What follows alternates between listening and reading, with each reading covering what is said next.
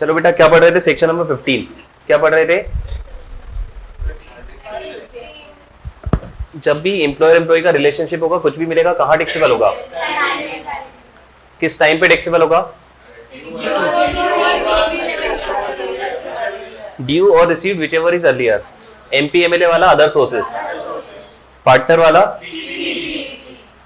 ऐसे ही। अच्छा, contract of service, contract for service, PDVP. इसके बाद बेटा हमने सैलरी का कैलकुलेशन स्टार्ट करा था, हाँ या ना? बताओ, सैलरी का कैलकुलेशन, जैसे अगर मैं बोल रहा हूँ आपकी सैलरी 12 लाख रुपए है, तो क्या 12 लाख रुपए सिर्फ सैलरी होती है या बहुत सारी चीजें मिलके वो बनता है? बहुत सारी चीजें मिलके बनता है, हाँ या ना? तो हम क्या चेक कर रहे हैं कि वो चीज टैक्सेबल है या नहीं। बताइए, अभी तक जितनी भी चीज आपने पढ़ी, क्या सभी टैक्सेबल थी? सभी टैक्सेबल थी, पक्का? जिसमें सबसे पहले आपने क्या देखा था? Basic salary. सबसे पहले क्या देखा था? Basic salary. नोट नंबर 1 में आपने जाके देखा था कि it is fully taxable, yes और नो? ऐसे ही था ना? उसके बाद क्या देखा? Dearness allowance. डियरनेस अलाउंस मतलब महंगाई भत्ता, हाँ या ना? तो डियरनेस अलाउंस दो टाइप के हो सकते हैं, डीए इन टर्म्स वाला हो सकता है, नॉट इन टर्म्स वाला हो सकता है। दोनों ही क्या हो जाएंगे? दोनों ही टैक्सेबल हो जाएंगे। ऐसा किसने बोला था? नोट नंबर 2 ने। लेकिन फिर भी हमने डियरनेस अलाउंस को दो टाइप में देखा क्योंकि आगे हमारे काम आएगा, ऐसे ही डिस्कस करा था। फिर इसके बाद क्या है? कमीशन। बताइए, कमीशन में आपने क्या पढ़ा था? कमीशन भी बेटा दो टाइप के होंगे, टर्नओवर कमीशन और अदर कमीशन। तो टर्नओवर कमीशन टैक्सेबल होगा क्या? अदर कमीशन मतलब दोनों ही कमीशन फुली टैक्सेबल होंगे, ऐसा? तो बेटा यहां पर भी हमने दो अलग अलग क्यों देखे? क्योंकि आगे कुछ हो सकता है कुछ काम आए, हाँ या ना? अच्छा, कमीशन के बाद क्या देखा था? बोनस। बोनस में एक चीज खास थी बेटा, टैक्सेबल तो सभी चीज थी, लेकिन बोनस कब टैक्सेबल था? जब बोनस टैक्सेबल था अगर वो सही में रिसीव हो जाए, हाँ या ना? मतलब अगर बोनस मैंने सिर्फ डिक्लेयर करके छोड़ दिया तो क्या वो टैक्सेबल होगा? कुछ भी करने की जरूरत है क्या? लेकिन बोनस अगर मैंने आपको पे कर दिया, अब टैक्सेबल हो जाएगा, हाँ या ना? समझ रहे हैं मेरी बात आप लोग? अच्छा बताओ, 20-21 का बोनस 21-22 में मिला तो कब टैक्सेबल होगा? 21-22 में टैक्सेबल होगा क्योंकि it is taxable on receipt basis, हाँ या ना? अच्छा, बोनस के बाद क्या देखा था अपन ने? एडवांस सैलरी और एडवांस सैलरी और arrear of salary. Advance salary मतलब, अच्छा एक चीज सोच के बताइएगा, अगर मेरी फेब की सैलरी जनवरी में मिल गई तो क्या इसी को एडवांस सैलरी बोलते हैं? अगर मेरी फेब की सैलरी कहां पर रिसीव हो गई? जनवरी में, इसी को एडवांस सैलरी बोलते हैं, हाँ या ना? लेकिन बेटा फेब की सैलरी अगर जनवरी में रिसीव होगी तो इससे कोई फर्क पड़ेगा या नहीं पड़ेगा? क्योंकि साल अलग अलग है, एक ही साल के अंदर दोनों आ रहा है, एक ही साल के अंदर आ रहा है। फर्क कब पड़ेगा बेटा? जब अप्रैल की सैलरी मार्च में मिलेगी या फिर मई की सैलरी मार्च में मिलेगी, समझ रहे हैं आप? मतलब फर्क कब पड़ेगा? जब 2 इयर्स इन्वॉल्व होंगे। कितने साल इन्वॉल्व होंगे? 2 इयर्स। इतना क्लियर है सबको? तो बेटा एडवांस सैलरी टैक्सेबल हो जाएगी ऑन रिसीट बेसिस, यस और नो? अच्छा, अरियर ऑफ सैलरी मतलब क्या होता है? Disputed salary. कौन सी सैलरी? तो बेटा क्या डिस्प्यूटेड सैलरी भी टैक्सेबल होगी? मतलब डिस्प्यूट बेटा 2 साल पहले था और 2 साल पहले आपको, मतलब मैं ऐसा बोला था कि आपकी सैलरी 20,000 है और आप लोग क्या बोल रहे थे? 25,000। तो डिस्प्यूटेड अमाउंट कितना है? 5,000। तो बेटा 2 साल पहले जब ये डिस्प्यूट थी तो क्या जब आपने 20,000 पे टैक्स पे करा होगा या 25,000 पे करा होगा? 20,000 पे करा होगा। तो अगर 1 साल बाद, 2 साल बाद या इन फ्यूचर आपको अरियर ऑफ सैलरी की रिकवरी हो जाती है तो क्या वो भी टैक्सेबल होगी? टैक्सेबल होगी ऑन, टैक्सेबल होगी ऑन रिसीट बेसिस। इतना क्लियर है बेटा? अभी तक 3 चीजें रिसीट बेसिस पे टैक्सेबल हो रही हैं। बोनस। अच्छा, एडवांस सैलरी तो लॉजिकल है क्योंकि एडवांस सैलरी तो मिलती पहले है ना, और ड्यू और रिसीव व्हिचएवर इज अर्लियर में पहले क्या आ जाएगा? रिसीव्ड आ जाएगा। लेकिन बेटा अरियर ऑफ सैलरी पहले टैक्स पे करोगे या बाद में टैक्स पे करोगे? जब सही में मिलेगी, जब सही में मिलेगी जब टैक्स पे करोगे, ऐसे ही। चलिए अब आप लोग, हाँ बोले। सर आपने वो अरियर ऑफ सैलरी में सर जब मतलब 2 अगर अलग-अलग ईयर्स होंगे तो उसमें क्या करेंगे? तो बेटा जब मिलेगी जब टैक्सेबल होगी ना। नहीं सर, आपने बोला ना जैसे फॉर एग्जांपल तेरी अरियर ऑफ सैलरी है 1.5 लाख रुपए, अगर तुझे 50,000 21-22 में मिल गई तो 21-22 में 50,000 टैक्सेबल होगी। एडवांस सैलरी 2 अलग अलग ईयर। हाँ, जैसे फाइनेंशियल ईयर की हाँ। सैलरी। जैसे अप्रैल की सैलरी मार्च में मिल गई ऐसा, हाँ, तो बेटा अप्रैल की सैलरी मार्च में मिल गई तो मार्च में ही टैक्सेबल हो जाएगी रिसीट बेसिस पे, क्योंकि आपने क्या पढ़ा था, salary is taxable on due और रिसीव्ड व्हिचएवर इज अर्लियर, पढ़ा था आपने। तो बेटा ड्यू तो अप्रैल में होगी, लेकिन क्या रिसीव मार्च में हो गई है? क्या अर्लियर इवेंट मार्च में हो गया, तो टैक्सेबिलिटी किस टाइम पे अराइज हो जाएगी? मार्च में। यस और नो? बेटा अब जो अपन पढ़ने वाले ना वो थोड़ा सा टेक्निकल है, ठीक है। क्या पढ़ने वाले हैं? ग्रेच्युटी। कोई मुझे बता सकता है ग्रेच्युटी मतलब क्या होता होगा?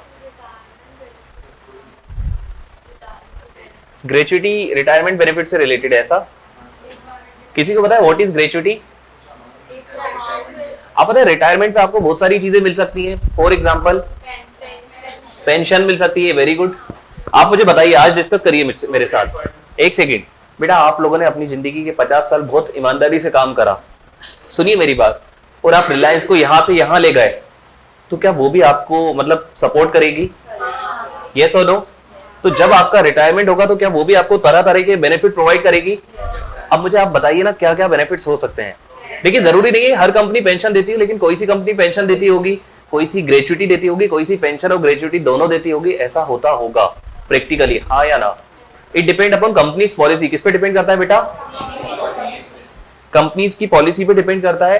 तो अब मेरा आपसे क्वेश्चन है, मतलब आप मुझे बताइए कि अगर आपका रिटायरमेंट हो गया तो आपको क्या क्या मिल सकता है? जैसे किसी ने बताया पेंशन मिल सकती है, वेरी गुड, पेंशन मिल सकती है। प्रोविडेंट फंड की मैच्योरिटी हो सकती है। यस और नो? प्रोविडेंट फंड पता है आपको? मैंने आपको बताया था प्रोविडेंट फंड ऐसा फंड होता है जहां पर आप भी कंट्रीब्यूट करते हो और एम्प्लॉय भी कंट्रीब्यूट करता है, लेकिन फायदा किसका होता है? एम्प्लॉय का। तो बेटा एम्प्लॉयर क्यों कंट्रीब्यूट करता है? क्योंकि उसकी मजबूरी है। समझ रहे हैं आप? उसकी मजबूरी है बेटा, खुशी खुशी नहीं करता है, उससे कोई लॉ बोलता है कि आपको करना पड़ेगा। समझ रहे हैं आप मेरी बात? तो प्रोविडेंट फंड, आप मतलब आपके प्रोविडेंट फंड में 10,000 रुपए मैं कंट्रीब्यूट कर रहा था, 10,000 आप भी कर रहे थे, तो क्या एक फंड आपका इकट्ठा होता जा रहा था और फिर प्रोविडेंट फंड वाले भी इंटरेस्ट उसमें दे रहे थे, हाँ या ना? तो क्या मतलब आपने जब 50 साल वर्किंग करी होगी तो क्या आपका एक बहुत बड़ा लमसम अमाउंट खड़ा हो गया होगा वहां पर प्रोविडेंट फंड का? यस और नो? एग्री करते हैं इस बात से? तो वो कब मिलता होगा बेटा? ध्यान रखना यहाँ पर दोनों ऑप्शंस अवेलेबल रहते हैं। कभी कभी ऐसा भी रहता है कि आप है ना 5 साल बाद भी निकाल सकते हो पैसा, समझ रहे हो? लेकिन जनरली कब मिलता है बेटा? At the time of retirement. समझ रहे हैं मेरी बात? तो एक तो आपने बताया पेंशन, दूसरा आपने बताया पीएफ का पैसा। बताओ पीएफ का पैसा क्या आपका ही होता है? यस और नो? और इसके अलावा क्या मिल सकता है? मेडिकल फैसिलिटीज मिल सकती है बेटा। मेडिकल फैसिलिटीज तो पहले भी मिल सकती है, मतलब मैं ऐसी चीज की बात कर रहा हूं जो only eight the time of retirement मिलती होगी। आपको पता है आपको हर साल कुछ लीव मिलती है, यस और नो? आपको पता है आपको हर साल लीव मिलती है, छुट्टी मिलती है, हाँ या ना? तो बेटा अगर अपन लोग, सुनिए मेरी बात सब लोग ध्यान से, बेटा अगर आप लोग छुट्टी नहीं लेते हो तो आपको पता है उतने अमाउंट की सैलरी दे दी जाती है। समझ रहे हैं? जैसे फॉर एग्जांपल आप सब मेरे एम्प्लॉइज हो, आप सब क्या हो? मेरे एम्प्लॉइज। आपकी सैलरी बेटा 12 लाख रुपए पर मंथ की आपकी सैलरी है, 12 लाख रुपए साल भर की आपकी सैलरी है, ठीक है? और मैंने आपको लीव प्रोवाइड करी कि साल भर में आप 30 दिन की छुट्टी ले सकते हो। कितने दिन की? 30 दिन की। तो अगर आपने 30 दिन की छुट्टी नहीं ली ना तो वो छुट्टी आपको सैलरी में कन्वर्ट होकर मिल जाती है। समझ रहे हैं आप मेरी बात? उसको बोलते हैं लीव सैलरी। उसको क्या बोलते हैं? आप समझ रहे हैं क्या बेटा? मैंने आप लोगों को छुट्टी दी कि आप छुट्टी कर सकते हो, और आप इतने ईमानदार थे, आप इतने ऑनेस्ट थे कि आपने छुट्टी नहीं करी। समझ रहे हैं आप मेरी बात? तो आपने क्या एक्स्ट्रा काम करा? जैसे कि इन लोगों ने छुट्टी ले ली और आप लोगों ने छुट्टी नहीं ली, तो क्या आपने एक्स्ट्रा सर्विसेज प्रोवाइड करी? तो बेटा कंपनी भी आपको है ना फिर एक्स्ट्रा बेनिफिट प्रोवाइड करती है लीव सैलरी नाम का। समझ रहे हैं मेरी बात? किसको मिलता होगा लीव सैलरी? एम्प्लॉय को मिलता होगा, लेकिन कौन से एम्प्लॉय को? जिसने छुट्टी नहीं ली होती होगी। यस और नो? समझ रहे हैं मेरी बात? और क्या मिल सकता है बेटा? बेटा ये सब चीज डिपेंड करती है कंपनीज की पॉलिसीज पे। अलग अलग कंपनीज की पॉलिसी रहती है, अलग अलग मिलता है। मैं बताऊं लीव सैलरी 50-50 लाख रुपए मिलती हुई देखी है मैंने। लीव सैलरी 50-50 लाख रुपए मिलती देखी है मैंने। समझ रहे हैं आप मेरी बात? तो बेटा ये जो मैं बोल रहा हूँ ये थ्योरेटिकल बातें नहीं है, प्रैक्टिकल बातें। आप समझ रहे हैं मेरी बात? तो अगर मैं आपको फॉर एग्जाम्पल मैं कौन हूँ? रिलायंस इंडस्ट्री। मैं कौन हूँ? अगर मैं आपको 30 दिन की छुट्टी अलाउ कर रहा हूं तो क्या आपका हक बनता था 30 दिन की छुट्टी लेने का? और बेटा अगर आपने छुट्टी नहीं ली तो क्या आपको उतने दिन की सैलरी भी मिलना चाहिए? समझ रहे हैं मेरी बात?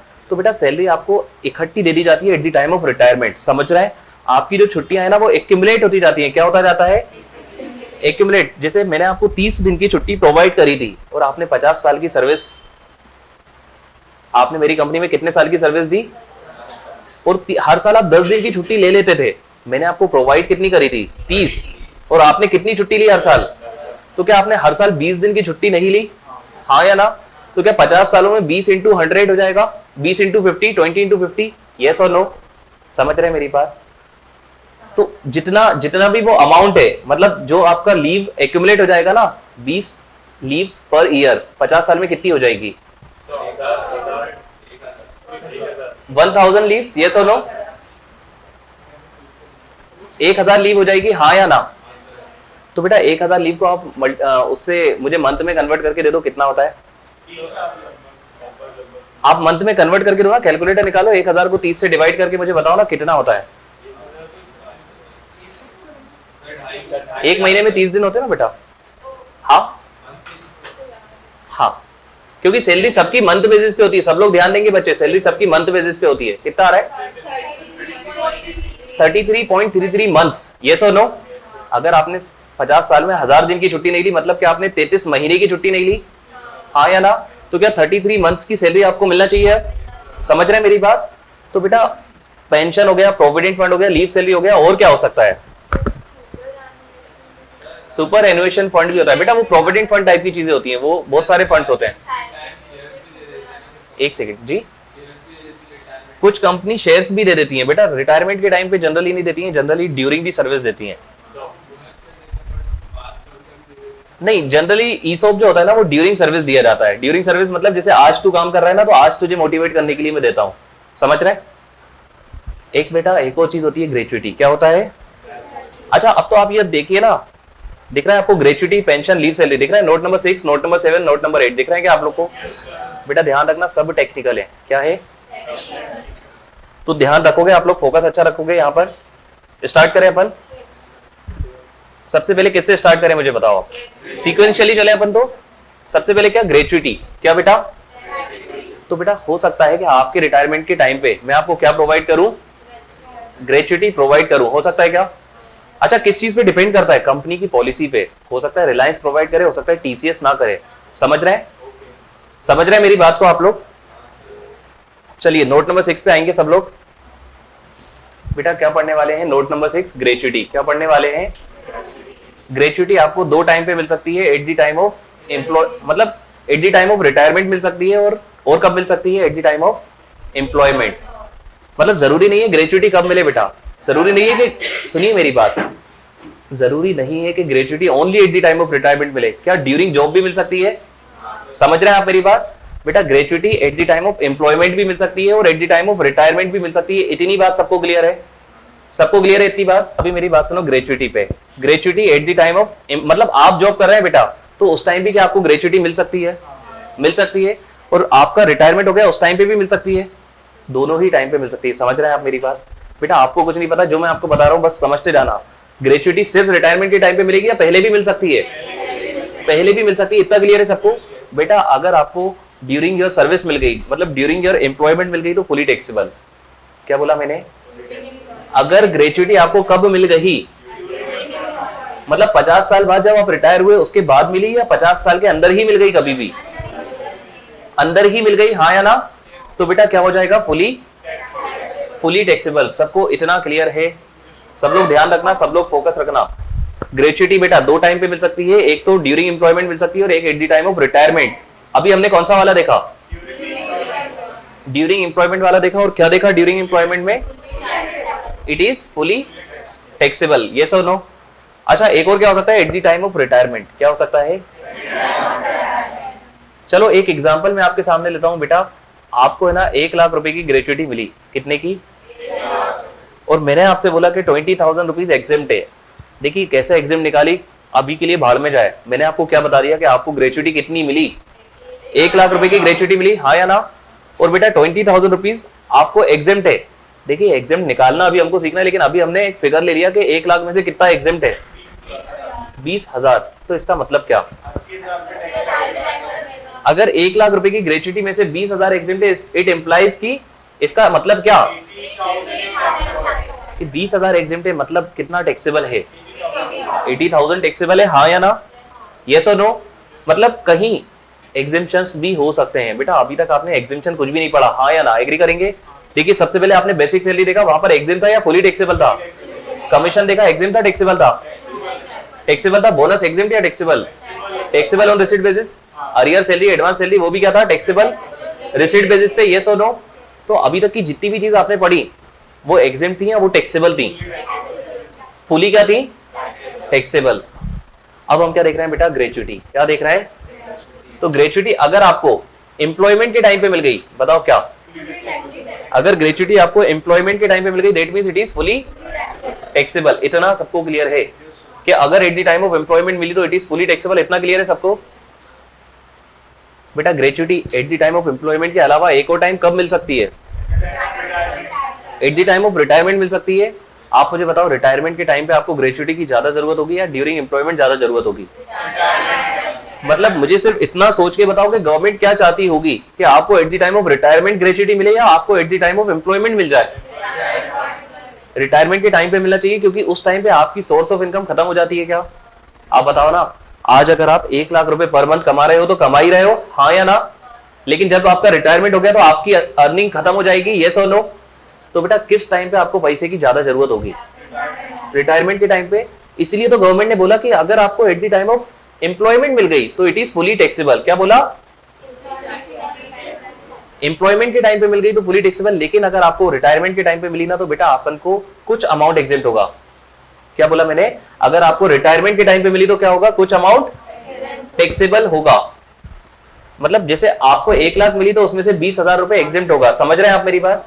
मतलब कहीं ना कहीं गवर्नमेंट आपको बेनिफिट प्रोवाइड करना चाहती है। क्या करना चाहती है? और बेनिफिट कब प्रोवाइड करना चाहती है? अगर आप ग्रेच्युटी किस टाइम पे रिसीव करते हैं? Eight the time of retirement. समझ रहे हैं क्या आप लोग? इतनी बात क्लियर है सबको? सबको क्लियर है इतनी बात? तो at the time of employment fully taxable और at the time of retirement में कुछ अमाउंट एग्जेम्प्ट रहेगा। हमें नहीं मालूम कितना, हाँ या ना? यस और नो? आप पॉइंट नंबर ए पढ़िए एक बार। तो पॉइंट नंबर ए पढ़िए आप, ग्रेच्युटी रिसीव ड्यूरिंग एम्प्लॉयमेंट क्या हो जाएगा? फुली टैक्सेबल हो जाएगा। और पॉइंट नंबर बी पढ़िए, gratuity received eight the time of retirement. कब मिली बच्चे ग्रेच्युटी? इस बार आपको रिटायरमेंट पे मिली। तो ध्यान रखना, नीचे देखिए एक चार्ट बना है, इसमें आप देखिए गवर्नमेंट एम्प्लॉई क्या लिखा है? सब लोग ध्यान देना, फोकस रखना। गवर्नमेंट एम्प्लॉई को मिली, बताइए क्या?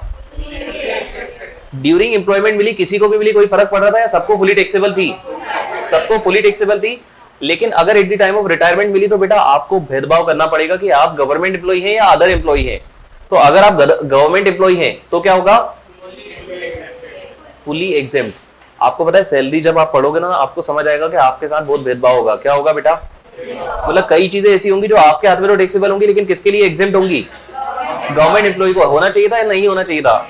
सबके लिए इक्वल होना चाहिए थी चीजें, हाँ या ना? लेकिन बेटा फिर भी मैंने आपको क्या बताया, अगर आपको ग्रेच्युटी मिली at the time of retirement तो it is fully exempt to government employees. किसको फुली एग्जेम्प्ट है? Government employee. अब बताओ अदर एम्प्लॉइज को अगर मिली, किसको मिली?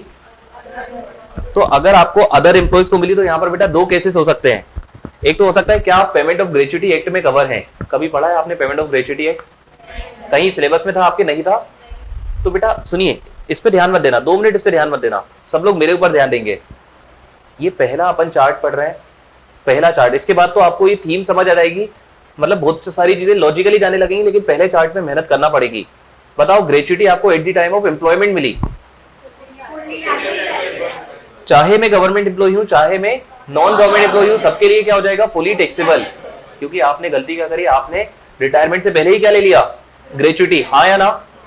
लेकिन बेटा ग्रेच्युटी आपको मिली at the time of retirement. क्या गवर्नमेंट चाहती है कि आपको gratuity at the time of retirement ही मिले? चाहती है गवर्नमेंट, हाँ या ना? तो बेटा अगर at the time of retirement मिली और गवर्नमेंट एम्प्लॉय को मिली, किसको मिली? गवर्नमेंट एम्प्लॉय को मिली तो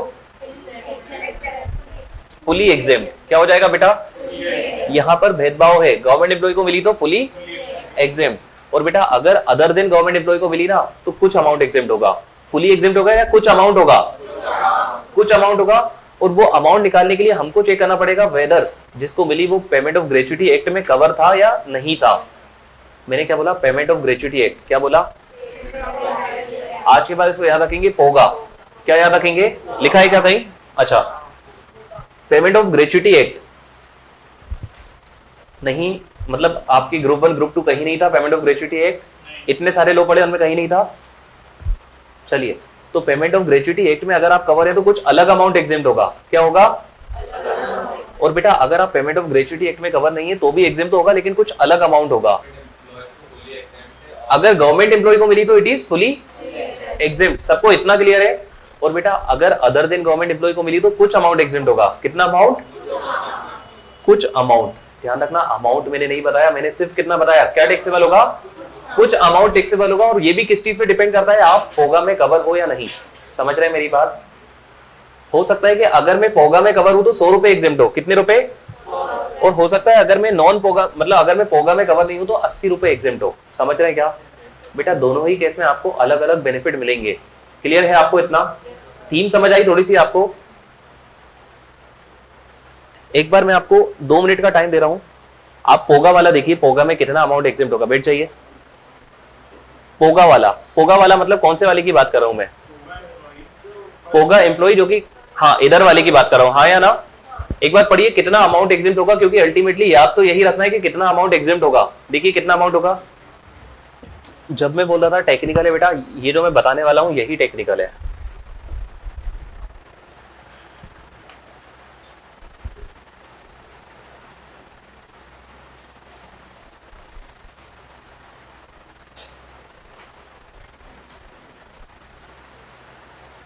अभी सिर्फ आपको कौन सा वाला देखना है? कौन सा वाला देखना है? पोगा वाले एम्प्लॉय में कुछ अमाउंट एग्जेम्प्ट रहेगा। कितना अमाउंट? अब देखिए बेटा कितना एग्जेम्प्ट रहेगा। क्या लिखा है? Least of. अब देखिए ना 3 A B C लिखा है। क्या लिखा है? A B और C, और एक एरो बना है जिसमें लोअर वाला मतलब साइड दिख रहा है या हायर वाला साइड दिख रहा है? लोअर वाला। मतलब पता है पोगा वाले एम्प्लॉय को लीस्ट ऑफ 3 का एग्जेम्पशन मिलेगा। कितने का? लीस्ट ऑफ 3 में बी वाला देखिए सबसे पहले आप, बी में क्या लिखा है? Actual gratuity received. बेटा किसकी बात कर रहे हैं? सबसे पहले ध्यान देना, पोगा की बात कर रहे हैं या नॉन पोगा की कर रहे हैं? पहले तो ये बताओ, पोगा की बात कर रहे हैं, हाँ या ना? तो पोगा वाले केस में सबसे पहले आप मतलब 3 चीजों का आप कंपैरिजन करोगे। कितनी चीजों का? 3 चीज में सबसे पहली चीज क्या? Actual gratuity received. पहली क्या? Actual gratuity received. दूसरा आप किससे कंपेयर करोगे? देखिए सबसे पहले मैं इजी वाले पॉइंट्स आपको बता रहा हूं। सबसे पहले मैंने क्या बताया? बी। क्या बताया? बी का मतलब क्या? Actual gratuity received. और उसके बाद मैंने क्या बताया? सी। सी क्या बेटा? मैक्सिमम 20 लाख। मैक्सिमम कितना? मैक्सिमम 20 लाख। अभी भी आपने तीनों देख लिया, 3 में से 2 ही चीज देखी। मतलब आपको इतना समझ आना चाहिए कि कुछ 3 फिगर्स होंगे, आप उन 3 फिगर्स में कंपेयर करोगे, जो भी लोअर आएगा उतना आपको क्या मिलेगा? एग्जेम्पशन मिलेगा। किसको? पोगा वाले को। जिसमें से 3 में से 2 चीज आपने क्या क्या पढ़ी? एक्चुअल ग्रेच्युटी रिसीव्ड, और दूसरी क्या पढ़ी आपने? मैक्सिमम 20 लाख। इतना देख लिया आपने। बेटा इसके बाद देखिए क्या लिखा है, आप पढ़िए एक बार क्या लिखा है? 15/, ध्यान रखना एक फॉर्मूला है। क्या है बेटा? एक फॉर्मूला है 15/, मतलब 15 दिन आउट ऑफ 26 डेज। कितने दिन बेटा? 15 डेज आउट ऑफ 26 डेज। तो 15/26 को आप किससे मल्टीप्लाई करोगे? सैलरी पर। आपको स्टार दिख रहा है क्या? चलिए देखेंगे स्टार का मतलब क्या। तो आपने क्या करा? 15/26 को किससे मल्टीप्लाई करा? सैलरी पर मंथ से मल्टीप्लाई करा, हाँ या ना? और उसका भी किससे मल्टीप्लाई करा? Number of year of completed service. क्या लिखा है? Number of year of completed service. बेटा अगर आपने 30 साल सर्विस करी, आपने कितने साल सर्विस करी, तो मल्टीप्लाई किससे करोगे? किससे करोगे? 30 से। ध्यान रखना फॉर्मूला वापस से देखिए, 15/26। क्या? 15/26 का मल्टीप्लाई करोगे किससे? सैलरी पर मंथ से। ध्यान रखना 15/26 भी क्या मंथ की बात हो रही है? यस और नो? तो मल्टीप्लाई भी किससे करोगे? Salary per month. और बेटा उसका मल्टीप्लाई किससे करोगे? Number of year of completed service. किससे करोगे बच्चे? Number of year of completed service. इसको 2 मिनट के लिए हटा दीजिए। मुझे बताइए हम क्या पढ़ रहे थे? ग्रेच्युटी में कौन सा वाला केस पढ़ रहे थे? पोगा या नॉन पोगा? कौन सा वाला केस पढ़ रहे हैं? पोगा वाला केस, पोगा वाले केस में बेटा आपको एग्जेम्पशन मिलेगा, कुछ अमाउंट बताओगे, अब तो आपको पता है कितना मिलेगा। आपको कहना चाहिए कि लोअर ऑफ 3 या लीस्ट ऑफ 3, क्या कहना चाहिए आपको? मतलब 3 फिगर से उन तीनों फिगर में से किसका मिलेगा, हायर या लोअर? किसका मिलेगा? लोअर का मिलेगा, जिसमें से पहला क्या है? एक। हाँ पहले सुनिए मेरी बात बेटा, भले ही वहां पर ABC कुछ भी लिखा हो, लेकिन आप तो इजी वाला पहले लिखेंगे क्योंकि उससे हमें कोई फर्क नहीं पड़ता, समझ रहे मेरी बात? तो बेटा सबसे पहले आप क्या लिखोगे? एक्चुअल ग्रेच्युटी रिसीव्ड, क्या लिखोगे? और फिर सेकंड में क्या लिखोगे? मैक्सिमम 20 लाख। और बेटा थर्ड में क्या लिखोगे? थर्ड में एक फॉर्मूला था, थर्ड में क्या था? फॉर्मूला था, फॉर्मूले में क्या था? 15/26 multiply by salary per month, और मल्टीप्लाई किससे करोगे? Number of year of completed service. हाँ या ना? इतना क्लियर है आपको?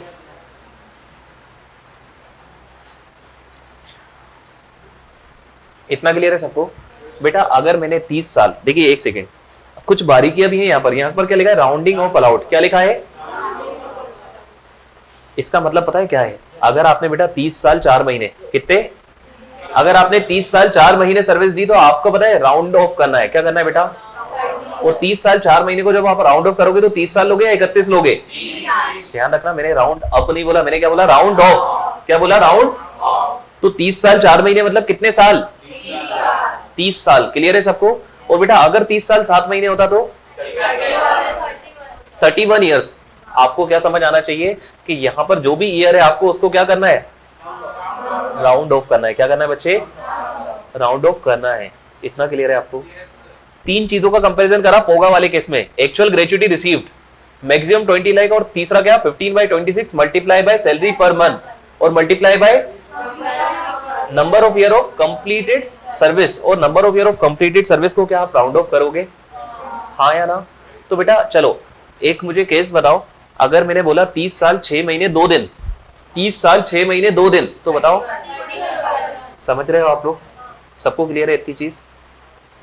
इतनी चीज सबको क्लियर है? अब बेटा क्या आप नॉन पोगा वाला देखने को तैयार हो? चलो नॉन पोगा वाला और ज्यादा इजी है, नॉन पोगा वाला बेटा और ज्यादा इजी है। नॉन पोगा वाले में भी लीस्ट ऑफ 3 मिलेगा। कितना मिलेगा? लीस्ट ऑफ 3, जिसमें से पहला तो है एक्चुअल, पहला क्या है? और दूसरा बेटा अगेन 20 लाख। तो पोगा और नॉन पोगा में अभी तक कोई फर्क आया है? अभी तक कोई फर्क नहीं है, अभी तक कोई फर्क नहीं है। मैंने क्या बोला आपसे? नॉन पोगा वाले केस में भी लीस्ट ऑफ 3 का एग्जेम्पशन मिलेगा। कितने का मिलेगा? Least of 3। लीस्ट ऑफ 3 में पहला क्या? एक्चुअल। क्या पोगा में भी ऐसे ही था? अच्छा सेकंड 20 लाख, सेकंड क्या? क्या पोगा में भी ऐसे ही था? हाँ या ना? समझ रहे हैं आप मेरी बात? अच्छा अब बेटा पोगा में तीसरा क्या था? फॉर्मूला। क्या था? तो यहां पर भी तीसरा क्या है? फॉर्मूला। लेकिन आप चेक करोगे यहां पर फॉर्मूले में चेंज है। देखिए यहां पर 15/26 करा है या 15/30 करा है? क्या करा है? देखिए 1, अगर मैंने यहां लिखा 1/2 तो क्या मैं बोल सकता हूं 15/30? बोल सकता हूं क्या? तो बेटा पोगा वाले केस में 15/26 करना है। क्या करना है? और नॉन पोगा वाले केस में क्या करना है? 15/30। क्या करना है? अच्छा मल्टीप्लाई किससे करना है? चेक करो आप, मल्टीप्लाई किससे करना है? सुनिए मेरी बात बेटा, आप लोगों को पता है क्या चेक करना है कि डिफरेंट क्या है? आपको ये चेक करना है, आपको ये ढूंढना है कि फर्क क्या है। आप बताओ 1/2 क्या ये फर्क है? क्योंकि वहां कितना था? वहां फॉर्मूले में 15/26 था और यहां पर 15/30 है। क्या यस और नो? अच्छा वहां पर फॉर्मूले में सैलरी पर मंथ था। क्या था? यहां पर बेटा सैलरी पर मंथ है या एवरेज सैलरी पर मंथ है? क्या दोनों में फर्क होता होगा? आप डिफरेंस आइडेंटिफाई करते जाना। वहां पर 15/26 था, यहां पर क्या है? 1/2। वहां पर सैलरी पर मंथ था, यहां पर क्या है? Average salary per month. वहां पर number of year of completed service था, यहां पर भी क्या है? मतलब ये चीज सेम ही है, लेकिन अगर आप ब्रैकेट में देखेंगे तो देखिए क्या लिखा है? Rounding off. मतलब आपको 3 फर्क दिखने चाहिए अभी तक। कितने फर्क? 3। जिसमें से पहला फर्क क्या है? 15/26 है वहां पर, और वहां क्या है? 1/2। हाँ या ना? दूसरा क्या है बेटा? वहां पर है सैलरी पर मंथ और यहां पर क्या है? Average salary per month. और बेटा वहां पर कंप्लीटेड ईयर्स को राउंड ऑफ करना था, लेकिन यहां करना है या नहीं करना? नहीं करना। हाँ या ना? क्या आपको इतना क्लियर है? सबको क्लियर है इतना? तो आपको जितना मैंने बताया उतना क्लियर हो रहा है? क्या क्लियर हो रहा है उतना? किसकी बात कर रहे हैं हम? ग्रेच्युटी। किसकी बात कर रहे हैं? ग्रेच्युटी अगर आपको मिली at the time of employment. अरे लेकिन मैं सरकारी एम्प्लॉय हूं तो भी फुली एग्जेम्प्ट या फुली टैक्सेबल? ध्यान रखना बेटा, गलती ये मत कर देना फुली टैक्सेबल को फुली एग्जेम्प्ट कर दो। तो at the time of retirement, at the time of employment मिली तो फुली टैक्सेबल। सबको क्लियर है? और गवर्नमेंट को मिले या नॉन गवर्नमेंट को मिले, किसी को भी मिल जाए, सबको क्लियर है इतनी बात? और बेटा ग्रेच्युटी अगर आपको कब मिली? At the time of, gratuity आपको मिली at the time of retirement. अब भेदभाव है। अब क्या भेदभाव है? अब देखना पड़ेगा एम्प्लॉय गवर्नमेंट है या एम्प्लॉय कोई और है, हाँ या ना। अगर गवर्नमेंट एम्प्लॉय हो तो बेटा उसको तो बहुत फायदा पहुंचाया, उससे क्या बोला? Fully exempt. उससे क्या बोला? फुली एग्जेम्प्ट, हाँ या ना। और बेटा अगर गवर्नमेंट एम्प्लॉय नहीं है तो मतलब कौन सा एम्प्लॉय है अदर देन गवर्नमेंट एम्प्लॉय? यहां पर भी भेदभाव है। यहां पर उससे बोला कि क्या आप पोगा में कवर हो या पोगा में कवर नहीं हो। पोगा मतलब क्या? Payment of gratuity act 1972। पोगा मतलब क्या? Payment of gratuity act 1972। तो यहां पर भेदभाव क्या है कि क्या आप पोगा में कवर हो या पोगा में कवर नहीं हो। अगर बेटा आप पोगा में कवर हो तो भी आपको एग्जेम्पशन मिलेगा, नहीं हो तो भी मिलेगा, लेकिन फर्क है दोनों में, हाँ या ना। बताओ अगर आप पोगा वाले केस की बात करें तो बेटा पोगा वाले केस में कितने का मतलब कितना लीस्ट ऑफ 3, कितना लीस्ट ऑफ 3 का एग्जेम्पशन मिलेगा, जिसमें लीस्ट ऑफ 3 में पहला क्या? एक्चुअल ग्रेच्युटी रिसीव्ड, हाँ या ना। अच्छा दूसरा क्या? अच्छा एक बात मुझे बताओ, एक्चुअल ग्रेच्युटी रिसीव्ड, दूसरा क्या? मैक्सिमम 20 लाख, और तीसरा क्या? तीसरा था फॉर्मूला। तीसरा क्या था बेटा? 15/26 इंटू 15/26। अरे यार ये गदर नहीं बचा यार, गदर नहीं बचा बेटा। 15/26 multiply by salary per month, और उसका भी मल्टीप्लाई किससे करोगे? Number of year of completed service. और कंप्लीटेड सर्विस को आप क्या कर दोगे? राउंड ऑफ कर दोगे। इतना क्लियर है बेटा? ये किसकी बात करी हमने? पोगा की। किसकी बात करी? क्या नॉन पोगा में भी एग्जेम्पशन मिलेगा? कुछ मिलेगा या आपको तो पता है कितना मिलेगा? पता है कितना मिलेगा? कितना? Least of 5, least of 3। पहला क्या है इसमें? Actual gratuity received. दूसरा क्या? दूसरा क्या? मैक्सिमम 20 लाख। और तीसरा क्या बच्चे?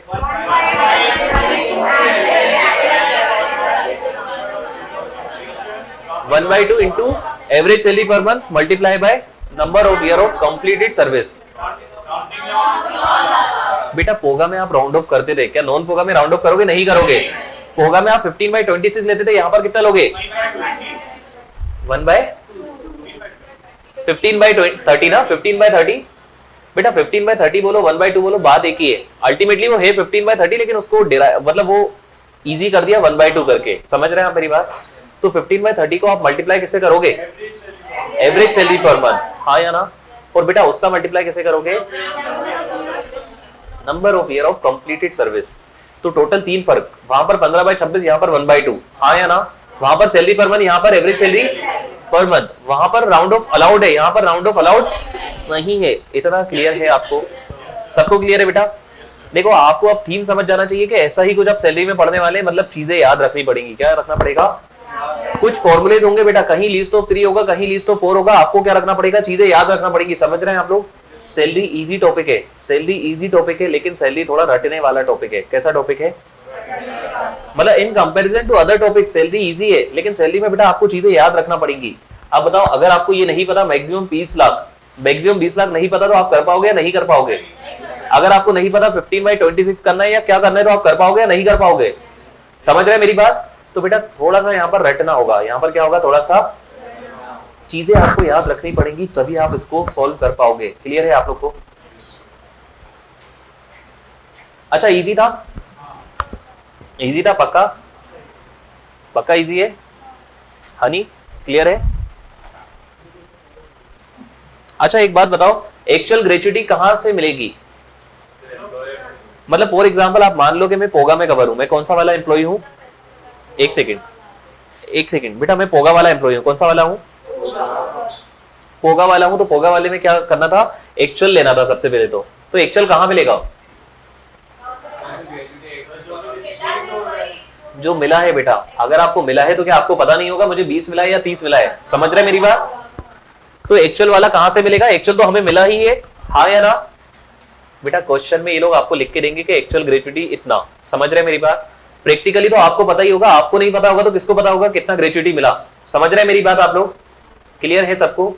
तो बेटा एक्चुअल वाला आपको क्वेश्चन में गिवन होगा और प्रैक्टिकल लाइफ में आपको खुद को पता होगा कि मुझे 50 लाख रुपए ग्रेचुइटी के मिले हैं। सबको क्लियर है इतनी बात? सबको क्लियर है? अच्छा, मैक्सिमम 20 लाख कहीं गिवन होगा या ये तो आपको याद रखना है? ये तो आपको याद रखना पड़ेगा कि पोगा और नॉन पोगा में लिमिट कितनी है बेटा? 20 लाख रुपए की। और एक और चीज क्या है? फॉर्मूला। तो फॉर्मूले में 15/26 आपको याद रखना पड़ेगा, हाँ या ना? एवरेज सैलरी पर मंथ आपको पता ही होगी। अगर प्रैक्टिकली बात करूं तो एवरेज सैलरी मतलब सैलरी पर मंथ क्या आपको पता होगी? बताओ, मेरी सैलरी मुझे पता नहीं होगी तो किसको पता होगी? समझ रहे हैं आप मेरी बात? और बेटा एग्जाम में क्वेश्चन आपको बताएगा आपकी सैलरी कितनी है, यस और नो, हाँ या ना? और बेटा number of year of completed service, क्या ये भी आपको क्वेश्चन को बताना पड़ेगा? बस मैं आपसे ये पूछ रहा हूँ कि डेटा आप लाओगे कहां से? तो बेटा मैक्सिमम 20 लाख कहां से लाओगे? 20 लाख तो याद रखना पड़ेगा, हाँ या ना? और बेटा एक्चुअल अमाउंट रिसीव्ड ये कहां से लाओगे? क्वेश्चन में से, क्वेश्चन में दिया होगा। फिर बेटा जो फॉर्मूला है 15/26 उसमें 15/26 तो याद रखना पड़ेगा। लेकिन क्या आपको क्वेश्चन में गिवन होगा?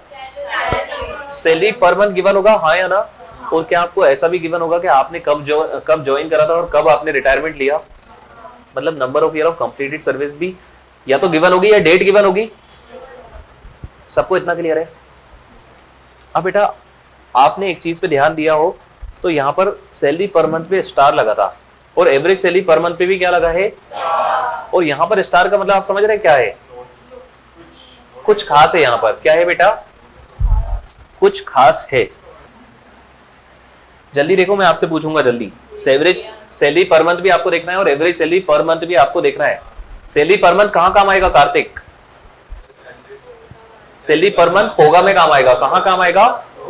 और एवरेज सैलरी पर मंथ कहां काम आएगा? नॉन पोगा में। बेटा यहां पर मैंने आपको डेफिनेशन दी हुई है कि what do you mean by salary in case of POGA and what do you mean by average salary in case of non POGA. तो चेक करिए आप, पूछूंगा मैं आपसे। बेटा पहले सैलरी पर मंथ वाले पे आओ। पहले किस पे आओ? किस पे आओ? Salary per month. Salary per month का मतलब क्या? बेसिक सैलरी प्लस, ध्यान रखना, डियरनेस अलाउंस 4 टर्म्स बोला है या नोट इन टर्म्स बोला है या दोनों का बोला है? इसीलिए बेटा अलग हमने पढ़ा था। सुनिए मेरी बात सब लोग ध्यान दे रहे हैं क्या? बेटा जब हमने पढ़ा था ना कि डीए टर्म्स वाला भी होता है नोट इन टर्म्स वाला भी होता है, पढ़ा था क्या हमने? तो बेटा कहीं कहीं पर डीए दोनों वाला लेना पड़ेगा, कभी कभी क्या लेना पड़ेगा? डीए टर्म्स वाला। देखिए नीचे क्या लिखा है? एवरेज डीए कौन सा वाला? टर्म्स वाला। मुझे बताओ डियरनेस अलाउंस चाहे टर्म्स वाला हो चाहे नोट इन टर्म्स वाला हो, दोनों ही क्या होंगे? दोनों ही टैक्सेबल होंगे। ये तो क्लियर है आपको? लेकिन बेटा फिर भी आपको पता करना पड़ेगा कि टर्म्स वाला कौन सा है, नोट इन टर्म्स वाला कौन सा है। क्यों? क्योंकि अलग अलग जगह सैलरी की डेफिनेशन चेंज हो जाती है। क्या हो जाता है? बेटा हम कौन सा टॉपिक पढ़ रहे हैं और चैप्टर टॉपिक का नाम क्या है? इनकम फ्रॉम सैलरी, हाँ या ना? तो क्या इनकम फ्रॉम सैलरी फिक्स होना चाहिए थी? मतलब क्या सैलरी का अमाउंट फिक्स होना चाहिए था? आप मुझे बताओ। होना चाहिए था। लेकिन बेटा यहाँ पर सैलरी अपना रंग बदलती रहती है। क्या बदलती रहती है? जब मैं बात करता हूँ पोगा वाले किसकी, तो सैलरी बोलती है कि सैलरी मतलब क्या? Basic salary plus dearness allowance कौन सा वाला? दोनों वाला। समझ रहे हैं आप? बेटा यहाँ पर आपको सबसे ज्यादा परेशानी पता है कहाँ होगी? सैलरी की डेफिनेशन याद रखने में। कहाँ होगी? क्योंकि सैलरी को रंग बदलना चाहिए था या सैलरी फिक्स होना चाहिए थी? लेकिन बेटा पोगा में अलग है, नॉन पोगा में अलग है, कहीं कुछ और होगी कहीं कुछ और होगी। समझ रहे हैं आप? तो मैं आपको एक समरी प्रोवाइड करूंगा कि सैलरी का मतलब कहां पर क्या है, लेकिन अभी तो अपन याद करते जाएं। तो बेटा सैलरी पर मंथ मतलब क्या? पोगा के केस में बेसिक सैलरी प्लस, आपको इतना ध्यान रखना पड़ेगा कि ग्रेच्युटी में पोगा वाले केस में सैलरी के अंदर दो चीजें आती हैं। सैलरी के अंदर कितनी चीज आती है? एक तो बेसिक सैलरी आता है, दूसरा क्या आता है? Latest dearness allowance. ठीक है, लेटेस्ट मतलब मोस्ट रिसेंट, मतलब पिछले महीने वाला है। समझ रहे हैं ना? सैलरी भी लास्ट ही सैलरी है। तो बेटा आपको इतना क्लियर होना चाहिए कि सैलरी का मतलब क्या। क्लियर है आपको? सैलरी पर मंथ पोगा के लिए क्या? ध्यान रखना, बार बार कह रहा हूं, सैलरी पर मंथ पोगा के लिए। किसके लिए बात कर रहा हूं? पोगा के लिए। और पोगा ग्रेच्युटी, हाँ या ना? तो सैलरी पर मंथ मतलब क्या है Himanshu? Basic salary plus latest dearness allowance दोनों वाले, हाँ या ना? अच्छा जब मैं बात करता हूँ नॉन पोगा की, तो वहां पर सैलरी पर मंथ था या एवरेज सैलरी पर मंथ था? एवरेज सैलरी पर मंथ था। ध्यान रखना बेटा, अभी किसी ने मुझसे कुछ पूछा था इससे रिलेटेड, बेटा एवरेज सैलरी पर मंथ कितने महीने का एवरेज करना है? ऐसा क्यों? क्योंकि इनकम टैक्स एक्ट ने बोला। किसने बोला बेटा? इनकम टैक्स एक्ट ने बोला कि आपको सैलरी को क्या करना पड़ेगा? एवरेज। और सैलरी को एवरेज आप कितने महीने की सैलरी को करोगे? पिछले 10 महीनों की सैलरी। क्लियर है आप लोग को? बेटा यहाँ पर पिछले महीने की सैलरी, मतलब जब आपने रिटायरमेंट लिया ना, उससे पिछले महीने की सैलरी लेना है आपको। कहां पर? पोगा वाले केस में।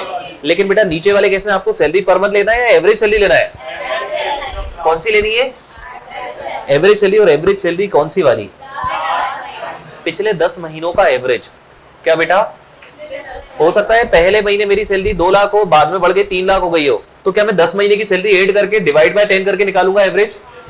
समझ रहे हैं मेरी बात? बेटा सबको एवरेज निकालना आता है क्या? बताओ। 200 रुपए। चलो ठीक है, बताओ। सुनो, पिछले महीने मेरी सैलरी थी 1 लाख और करंट मंथ में मेरी सैलरी है 2 लाख, तो मुझे बताओ 2 महीने की एवरेज सैलरी कितनी? आता है निकालना? तो बेटा यहाँ पर अपन को 2 महीने का करना है या 10 महीने का करना है? सबको क्लियर है इतना? तो एवरेज सैलरी पर मंथ मतलब 10 मंथ की एवरेज सैलरी। 10 मंथ की क्या बेटा? यहाँ पर एवरेज सैलरी का मतलब बेसिक सैलरी है। क्या है बेटा? 10 मंथ की क्या? Basic salary. और नीचे क्या है? उसमें क्या ऐड हो जाएगा? Average DA. अच्छा डियरनेस अलाउंस भी कितने महीने का एवरेज होगा? ध्यान रखना बेटा, सुनो मेरी बात।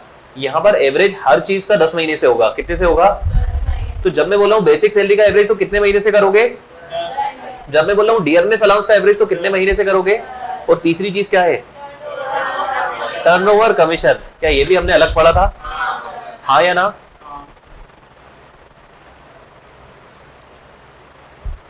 अब मुझे बताओ यहाँ पर डीए के अंदर बहुत आ रहा है या डीए सिर्फ टर्म्स वाला आ रहा है? और बेटा कमीशन में भी बहुत कमीशन आ रहा है या टर्नओवर कमीशन ही आ रहा है? कौन सा आ रहा है? Turnover commission.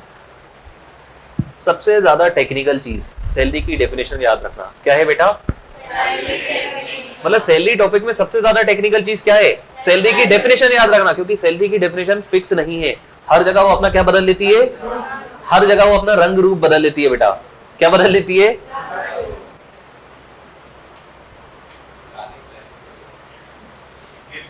मतलब आपको सब जगह सब चीज याद रह जाएगी, लेकिन पता है दिक्कत कहां आएगी आपको? अल्टीमेटली सैलरी की डेफिनेशन में कहां दिक्कत आएगी?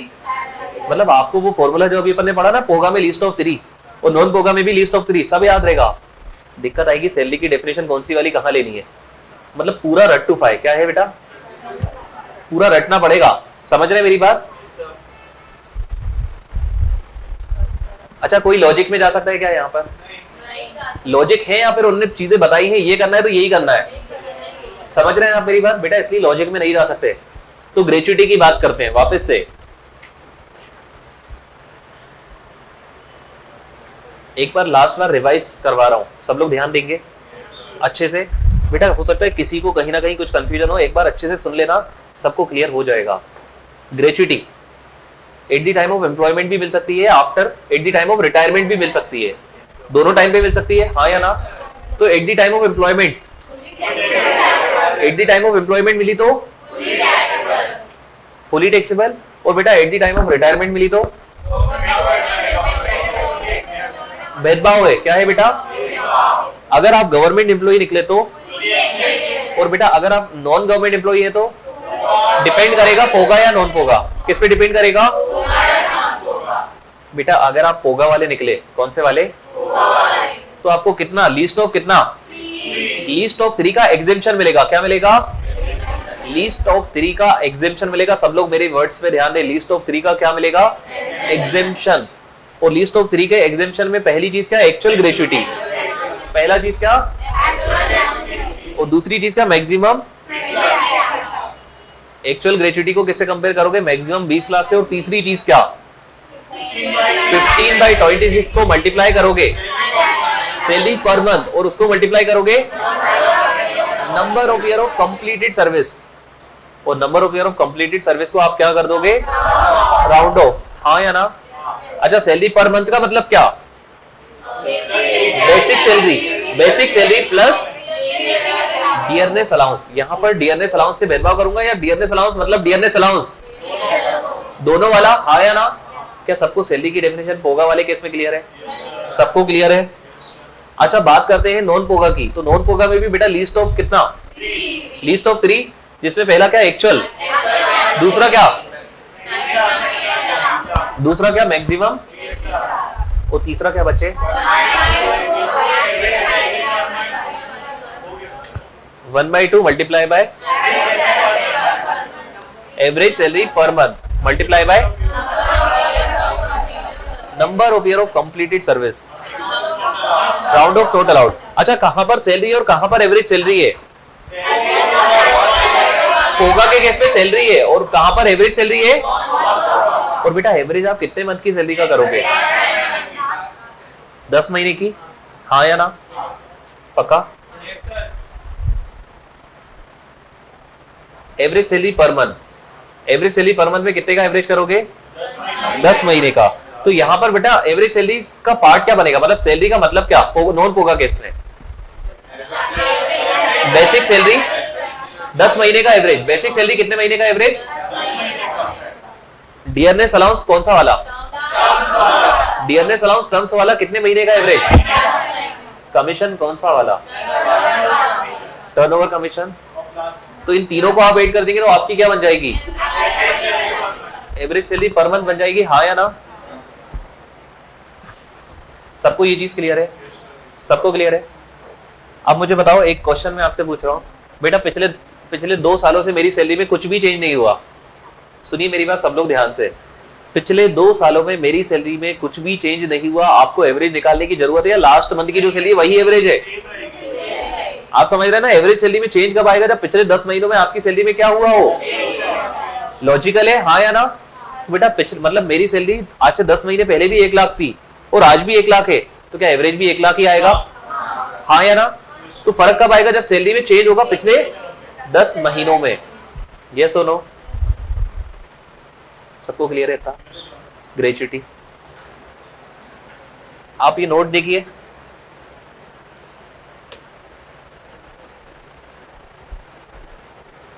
in case of POGA employee, if fraction is more than 6 months, it should be round off. ऐसा है क्या?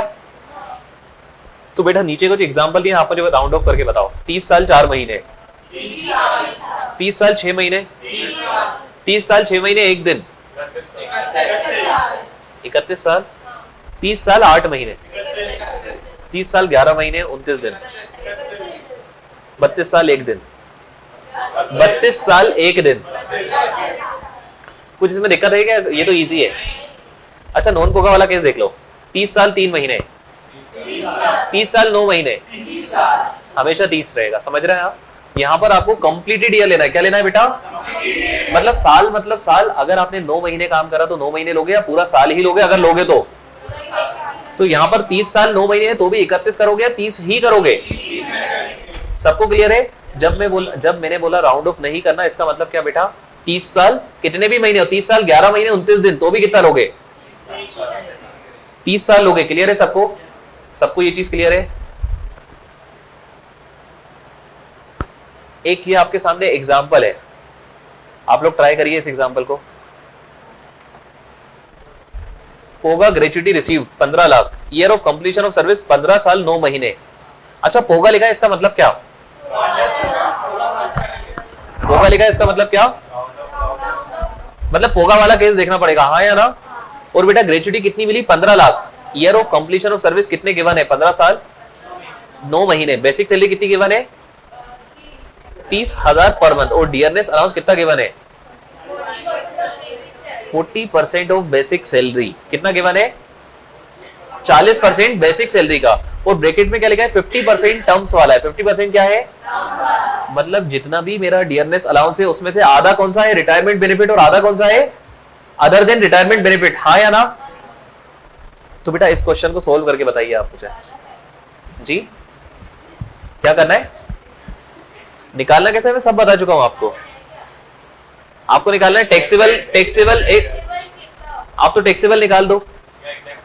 नहीं आप तो टैक्सेबल निकालो, क्योंकि अल्टीमेटली एग्जाम में तो अपन को टैक्सेबल निकालना रहता है, हाँ या ना? तो बेटा आप तो है ना क्या करना, 15 लाख में से जितना एग्जेम्प्ट है उसको माइनस कर देना, बाकी क्या बच जाएगा टैक्सेबल, तो आप निकाल के दीजिए मुझे। अच्छा यहाँ पर 15 साल 9 महीने को आप कितने साल कंसीडर करोगे? 15 साल 9 महीने को 10 महीने कंसीडर, कितने साल? 16 साल, कितना? ये आप टैक्सेबल बता रहे हो या एग्जेम्प्ट बता रहे हो? मतलब एग्जेम्प्ट कितना है?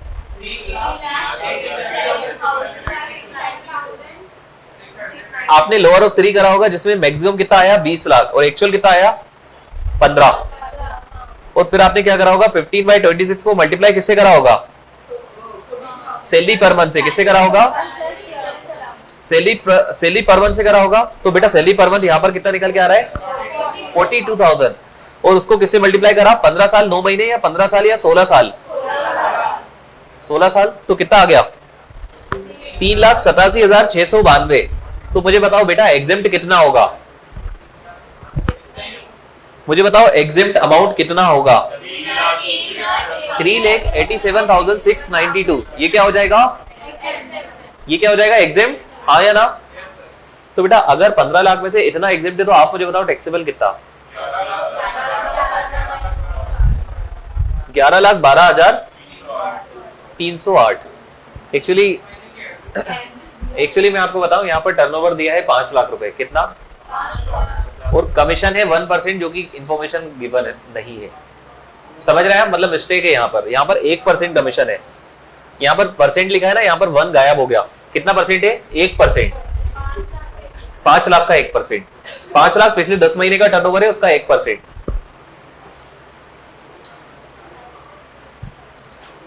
मैं भी यही देख रहा था अभी कि इसमें परसेंटेज नहीं गिवन है। आपको कमीशन का परसेंटेज पता है? क्लियर है सबको? कितना? 1% ना। क्वेश्चन में थोड़ी सी मिस्टेक थी। कमीशन का परसेंटेज है 1%। कितना आ रहा है? 3,07,500। बेटा इसमें से एक्चुअल तो गिवन ही था 15 लाख, हाँ या ना? एक्चुअल गिवन था और मैक्सिमम पता ही होना चाहिए। 15 लाख को किससे कंपेयर करा? 20 लाख। और बेटा तीसरा आप क्या करोगे? 1/2। क्या करोगे? 1/2 ऑफ किसका? Average salary of last 10 month, हाँ या ना?